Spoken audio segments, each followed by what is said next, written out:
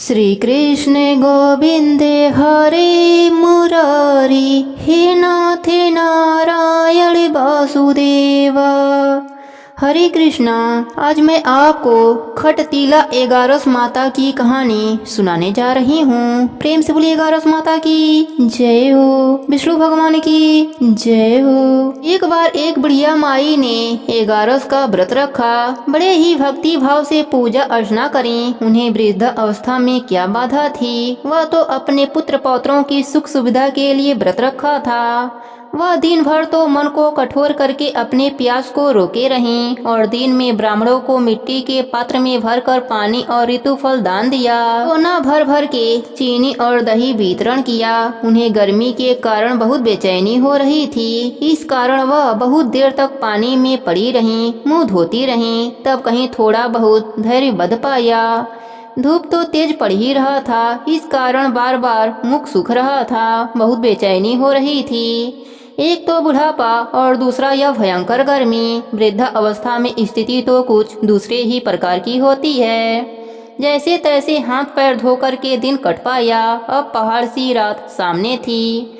उनका कटना बड़ा ही कठिन दिखाई दे रहा था।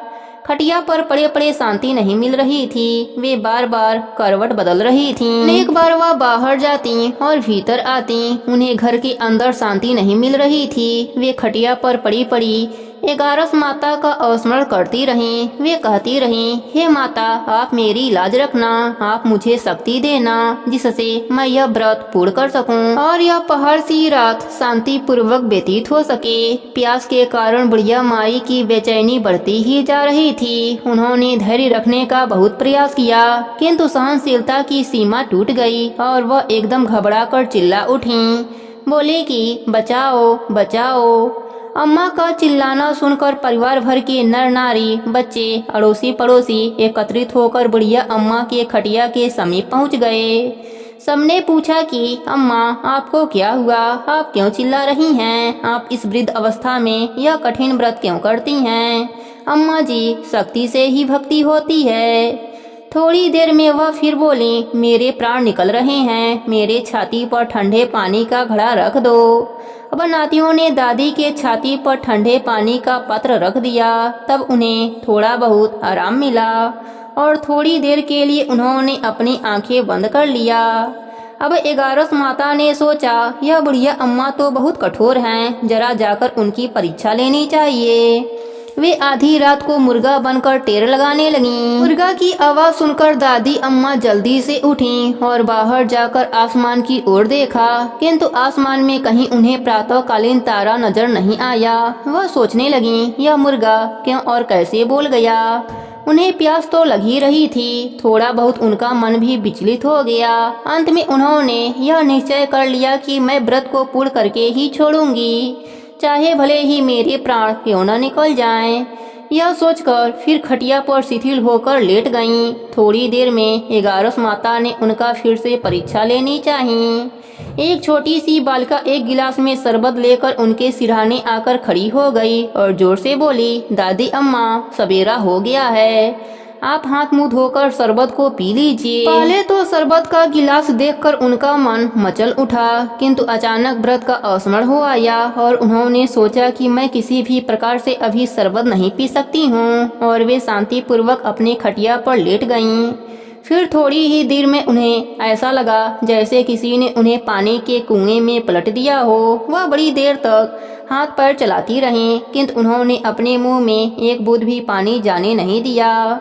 वे दृढ़ता पूर्वक अपना व्रत पालन करती रहीं। थोड़ी देर में न जाने कहां से सामने आग जलने लगी, जिससे भारी गर्मी बढ़ने लगी। प्यास के कारण प्राण निकलने लगे, किंतु बुढ़िया अम्मा का कुछ भी बिगड़ नहीं पाया। वह जहां की तहां मुस्कुराती हुई बैठी रहीं।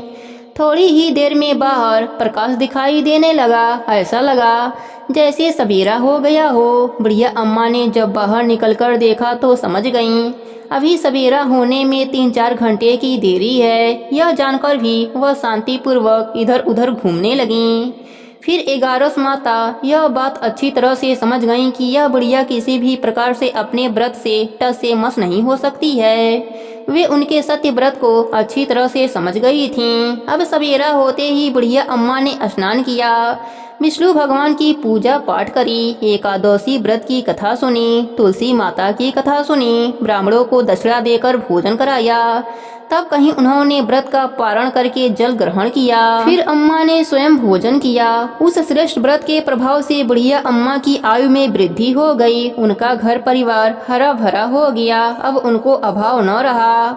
वे हर तरह से सुख साधनों से संपन्न हो गईं। नाती नातिन से उनका घर भर गया और वे उसी दिन से 12 महीनों की एकादशियों का व्रत करने लगीं। 11 माता के व्रत के प्रभाव से इस लोक में हर प्रकार के सुख भोग कर बुढ़िया अम्मा अंत में बैकुंठ धाम को चली गईं। हे 11 माता, जैसे आपने बुढ़िया अम्मा पर अपनी कृपा करी, वैसे ही अपने सभी भक्तों पर अपनी कृपा बनाए रखना। सबके व्रत को पूर्ण करना। कहानी अधूरी हो तो पूरी करना, पूरी हो तो मान रखना। प्रेम से बोलिए 11 माता की जय हो। विष्णु भगवान की जय हो।